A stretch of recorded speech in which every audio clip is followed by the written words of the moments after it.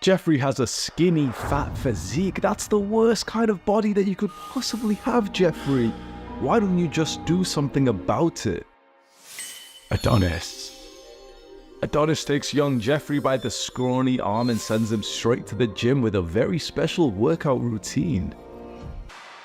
You know, I lived my entire life basically like I was AFK. You know that phrase, AFK, away from keyboard, kind of like when you're playing a video game and you say to your friends, oh, BRB, like I'll be back in a second. I lived my entire life like disassociated, so distanced away from reality. And it was only when I was 17 years old where I started a very special habit. That's when my life started to change. And that habit was weightlifting, going to the gym and lifting weights to try and build muscle and to lose fat and to look good. I discovered a few YouTubers, and one of the guys was named Joe Delaney. And I would see all of these guys who had become confident because they got into the gym, because they built these awesome physiques, and now they were attracting girls. And this was like blowing my mind, thinking, whoa, like if I just get like a six-pack, girls will finally like me. And so here I am, brown, skinny, fat, 17-year-old, like, you know, raised by my mother, addicted to video games, but there in our home gym in the garage, lifting weights. Like, it was so odd for someone like me to be there in this kind of culture of lifting weights. But as soon as I realized that making progress in the gym is very similar to making progress in video games, that's when I got hooked. Because in video games, you have skills, you have like levels that you want to keep leveling up. And the way that you level up is by gaining experience, XP. And it was only when I realized that when you put on more weight onto the bar in weightlifting, that's like gaining XP, that's like going up levels. And that's when I got hooked, and I was like finally, like, you know, so dedicated to this pursuit of building an aesthetic body. But there was one massive problem. I just wasn't making progress fast enough. I was going to the gym, I was tracking my calories, but it still felt like, you know, I've got more energy, I want to do more, what else can I do? So I'll just be watching like more hours of fitness YouTube content, just thinking, oh, but that, you know, that's being productive. I wanted to make more progress. I was doing the fundamentals, I had more time, I had more energy, but I didn't really know other things to do. So in this video, I want to help you to maximize your progress in your physique. Now, the first and most important thing are those fundamental things like going to the gym, progressive overload, sleeping right, eating right. But you didn't need me to tell you that. You didn't need me to make another fitness YouTube video where the guy tells you like, yeah, sleep is really important. You've heard it before. We don't need to like re-clarify it. I want to talk about weird extra things that I did, which I think helped me to gain more progress in the gym outside of those very important fundamentals. The most important lesson I'll share with you at the end of this video to make you keep watching and skyrocket the YouTube retention for me, please, because rent is due. These Airbnbs don't pay for themselves, bro. Number one,